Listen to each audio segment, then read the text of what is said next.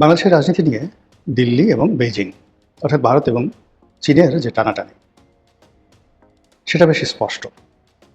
ক্ষমতাসীন দল বিএনপি তাদের দলের মধ্যে যারা ভারতপন্থী হিসেবে চিহ্নিত ছিলেন, লক্ষ্য করুন যে তারা এখন কোন অবস্থাতে আছেন।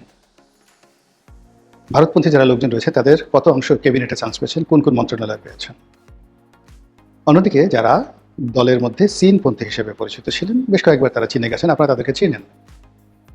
তারা কয়জন মনোনয়ন পেয়েছেন, কয়জন মন্ত্রী হয়েছেন, এটা আপনারা বুঝতে পারেন।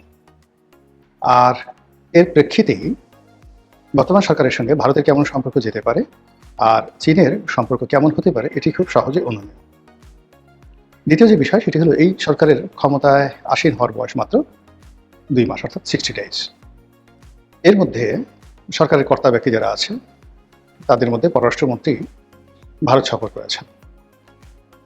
ভারত সফরে দ্বিপাক্ষিক কী কী বিষয় নিয়ে আলোচনা হয়েছে ভারত সরকারের পক্ষ থেকে, খুব এই যে আজকে ভিডিও করলাম, আজকেই তারা একটা সংবাদ সম্মেলন করে তাদের যে পররাষ্ট্র মন্ত্রণালয়ের মুখপাত্র তিনি যে কথা বলেছেন সেটা হলো বাংলাদেশের পক্ষ থেকে শেখ হাসিনাকে প্রত্যার্পণ করার ব্যাপারে যে অনুরোধ করা হয়েছে সেই ব্যাপারে তারা একটা গতানুগতিক উত্তর দিয়েছে যে তারা এই বিষয়টি দেখছেন, গভীরভাবে পর্যবেক্ষণ করছেন।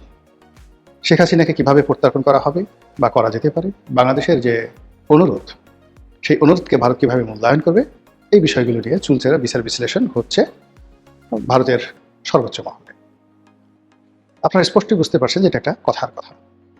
একটা গণতান্ত্রিক সরকার যখন এরকম প্রস্তাব দেয়, তো ভারত যেরকম গতানুগতিক উত্তর দেয়, ঠিক এরকম একটা উত্তর, যে উত্তর অন্তত ইতিপূর্বে ডক্টর মোহাম্মদ ইউনূসের জমানাতে 4 থেকে 5 বার এই একই উত্তর দেওয়া হয়েছে, কিন্তু ফলাফল আমরা কিছুই পাইনি। আচ্ছা, দ্বিতীয়ত হলো যে বাংলাদেশের পক্ষ থেকে যে কথাগুলো বলা হয়েছে, 1 নম্বর কথা হলো যে ভারতের সঙ্গে বাংলাদেশের সম্পর্কটা এখনো পর্যন্ত ভালো যাচ্ছে না। তার প্রমাণ হলো বাংলাদেশের পক্ষ থেকে যে বিবৃতি দেওয়া হয়েছে সেটা হলো যে ভারত এবং বাংলাদেশের সম্পর্কটির মান নির্ভর করবে বা সম্পর্কের ভবিষ্যৎ নির্ভর করবে গঙ্গা পানি চুক্তির মাধ্যমে। তো গঙ্গা পানি চুক্তি চলমান একটি প্রক্রিয়া, এটি রিনিউ হয়। এটি শেখ হাসিনার প্রথমে বঙ্গবন্ধুর জমানাতে চমৎকার একটা চুক্তি হয়েছিল এবং সেই চুক্তির ধারাবাহিকতা জিয়াউর রহমান সাহেব, এরশাদ সাহেব এবং পরবর্তীতে যে সরকারি ক্ষমতায় আসছে মোরাললেস শর্তগুলি একই থেকেছে। শেখ হাসিনার জমানাতে যে কয়বার পানি চুক্তি স্বাক্ষরিত হয়েছে, আওয়ামী লীগ জমানাতে বিএনপির জমানার চাইতে গঙ্গার পানির যে হিস্সা বাংলাদেশ বেশি পেয়েছে। এখন এই যে আওয়ামী লীগ জমানাতে গঙ্গার যে হিস্সা তারা পেয়েছে, বিএনপি চাচ্ছে যে অ্যাটলিস্ট না বাড়ুক।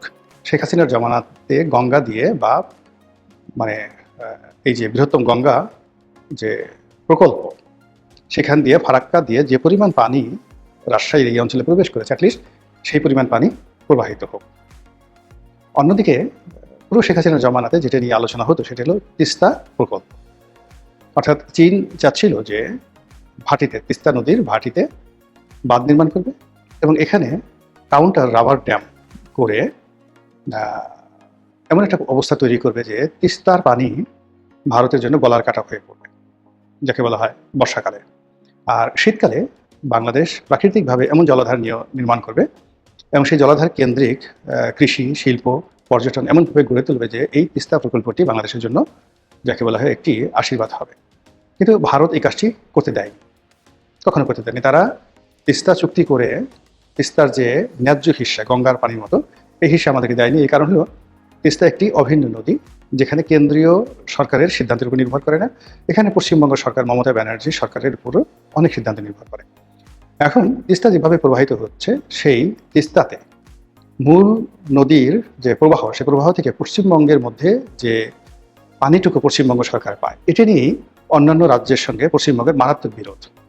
পশ্চিমবঙ্গের বক্তব্য হলো যে তিস্তার স্বাভাবিক প্রবাহে যত কিউসেক পানি দরকার সেই অর্ধেক পানি সেই পশ্চিমবঙ্গ পাচ্ছে না। তো সেই পানি থেকে পশ্চিমবঙ্গ যে পরিমাণ পানি পাচ্ছে, সেই পানি থেকে যদি আবার বাংলাদেশকে পানি ছেড়ে দেওয়া হয়, তাহলে তো পশ্চিমবঙ্গ শুকিয়ে মরবে, তার শেষ প্রকল্প বন্ধ হয়ে যাবে, ইত্যাদি ইত্যাদি নানা কথা। ফলে প্রথম থেকেই মমতা ব্যানার্জি এই প্রকল্পে বাধা দিয়ে আসছে। ফলে নরেন্দ্র মোদী শত চেষ্টা থাকা সত্ত্বেও শেখ হাসিনা জমানাতে তিস্তা যে চুক্তি, সেই চুক্তি করতে পারেন এবং এটা শেখ হাসিনার একটা বিরাট ব্যর্থতা। তো সেই দিক থেকে বর্তমান সরকার তিস্তা চুক্তি হবে এটা অসম্ভব একটা বিষয়, যেহেতু তারা গঙ্গা চুক্তি নিয়েই বিপদের মধ্যে আছে। আবার অন্যদিকে ভারতকে চ্যালেঞ্জ জানিয়ে তারা এখানে তিস্তা প্রকল্প বাস্তবায়ন করবে চীনের অর্থায়নে, যেটা ডক্টর মোহাম্মদ ইউনূস করতে চেয়েছিলেন, রেজওয়ানারা করতে চেয়েছিলেন, সেটা সম্ভব যে আদৌ না। এটা মোটামুটি সবাই এখন ওরা বুঝে গেছে এই কারণে যে বর্তমান সরকার ক্ষমতা আসার পেছনে, তারেক রহমান সাহেবকে বাংলাদেশে আনার পেছনে ভারতের একটা বিরাট গ্রিন সিগন্যাল ছিল। ভারত ঝুঁকি নিয়েছে। রাতারাতি ইংল্যান্ড থেকে জনাব তারেক রহমান সাহেব যেভাবে আসলেন, যেভাবে ক্ষমতার মসনদে বসলেন, যেভাবে মন্ত্রিপরিষদ গঠিত হলো এবং ভারতপন্থী হিসেবে বর্তমান যে কজন লোক আছেন, যেমন ধরুন আমির খসরু মাহমুদ চৌধুরী, তিনি অর্থ মন্ত্রণালয়ের দায়িত্ব পেয়েছেন। তারপরে সালাউদ্দিন সাহেব, তিনি স্বরাষ্ট্র মন্ত্রণালয়ের দায়িত্ব পেয়েছেন।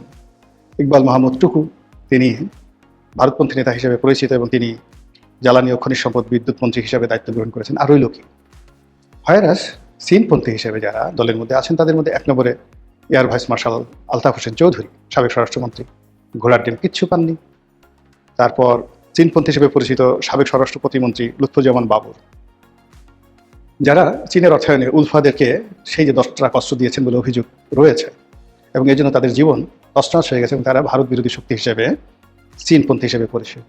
এইভাবে চীনের যে সমস্ত নেতা বা চীনপন্থী যে সমস্ত নেতা যা রয়েছে বিএনপি, তাদের সবারই মোরাললেস কপাল পুড়ে গেছে। কেউ এমপি হয়েছে কিন্তু দলে তাদের কোনো গুরুত্ব নেই। এইরকম একটা বিরাট বহর এখন চীন সফরে আছেন আলতাফ হোসেন চৌধুরীর নেতৃত্বে। এই সফর কি কেবলমাত্র প্লেজার ট্রিপ, নাকি এই সফরের মাধ্যমে যে সকল কানেকশন রয়েছে চীনের সঙ্গে বিএনপি, সে সকল কানেকশনকে চীন খুব স্পষ্ট ভাষায় বলে দিতে চায় যে তোমাদেরকে আমরা এতদিন দেখভাল করেছি, লালন পালন বলাটা ঠিক হবে না, দেখভাল করেছি, তোমরা যেভাবে আমাদের কাছে সাহায্য চেয়েছো, সহযোগিতা চেয়েছো, কূটনৈতিক সমর্থন চেয়েছো, আমরা করেছি। কিন্তু একই তোমরা আমাদেরকে কি হেল্প করবা? তোমরা তো নিজেদেরকেই হেল্প করতে পারছো না। তোমাদের কারো কপাল ফাটা, কারো পেট ফাটা, কারো হাত ফাটা, তোমাদের কিচ্ছু নাই। তোমরা গরিব, মানে সেফাতুল্লাহ শেখুর মতো তোমরা গরিব, তোমরা পান্তা ভাত খাও। তোমরা কি করে তিস্তা প্রকল্প বাস্তবায়ন করবে? তোমরা কি করে লালমনিরহাটে সেই যে মিলিটারি বেস, আমরা একটা বিমান ঘাঁটি করতে চাচ্ছি, সেটা করতে দেবে? এমনকি যে চুক্তি হয়েছে একটা হাসপাতাল করার জন্য লালমনিরহাটে, সেটাও যে আমরা করতে পারবো, এটার গ্যারান্টি কি? এই কথাগুলো বলার জন্য হয়তো তাদেরকে ডাকছে, অথবা সরকারের পক্ষ থেকে যারা লোকজন আছে তারা হয়তো বিকল্প কোনো চুক্তি দিয়ে বা এজেন্ডা দিয়ে তাদেরকে পাঠানো হয়েছে, আই ডোন্ট নো। কিন্তু এখানে মূল ব্যাপার হলো সরকার এখন যেভাবে বিপদে পড়েছে, এই মুহূর্তে তার অর্থ দরকার। আপনাদের মনে আছে যে শেখ হাসিনার জামানাতে চীনের বিরাট বিনিয়োগ বাংলাদেশে এসেছিল। তখন পররাষ্ট্রমন্ত্রী মিস্টার মোমেন বলেছিলেন যে ভারতের সাথে আমাদের বন্ধুত্ব আছে, ওকে, বাট চীন তো আমাদেরকে বস্তায় বস্তায় টাকা দিয়ে সাহায্য করে, ফলে তাদের সাহায্য, তাদের বন্ধুত্ব আমাদের দরকার আছে। উই ক্যানট অ্যাভয়েড, আমরা চীনকে কোনো অবস্থায় অ্যাভয়েড করতে পারবো না। তো এই যে শেখ হাসিনা চীনকে ওন করেছিলেন, তার পররাষ্ট্রমন্ত্রী ওন করেছিলেন, এখন বিএনপি যদি সেটা ওন করতে না পারে, এই মুহূর্তে চীনের অনেকগুলো প্রকল্প রয়েছে, সেখানে চীনের যে প্রবাহমান ঋণ, সেই ঋণগুলো দিতে হবে। আদারওয়াইজ চীনের প্রকল্পে যে সকল প্রকল্প, চীনের অর্থে চীনা ঠিকাদাররা যে সকল প্রকল্প নির্মাণ করছিল, সেটা মাঝপথে থেমে আছে। বড় বড় প্রকল্পগুলো, আপনি আশুলিয়া এলিভেটেড এক্সপ্রেসওয়ে, তারপরে সেই যে ঢাকা এক্সপ্রেসওয়ে, যেটির একটি অংশ একেবারে পূর্বাচল হয়ে চিটাগং রোডে চলে গেছে, সেটা সম্পূর্ণ অবস্থায় পড়ে আছে। আর অনেকগুলো প্রকল্প। তো এগুলো তো সরকারকে চালিয়ে নিতে হবে, এগুলো ইচ্ছে করলে তারা বন্ধ করতে পারবে না। তো সেই বিনিয়োগের অর্থ, তার সাথে সাথে আবার চীনের সরকারি ব্যাংক, বেসরকারি ব্যাংক বাংলাদেশের কাছে অনেক টাকা পাবে। সেই টাকা থার্ডলি হলো সরকারের বাজেটারি সাপোর্ট, বাজেটকে সাপোর্ট দেওয়ার জন্য এই মুহূর্তে আর একটা ভিডিওতে আমি বলেছিলাম, যেটা আবার বলি, যে এই অর্থ বছরে তার কম করে হলো 10 থেকে 12 বিলিয়ন ডলার বিদেশি মুদ্রা লাগবে ঋণ হিসাবে।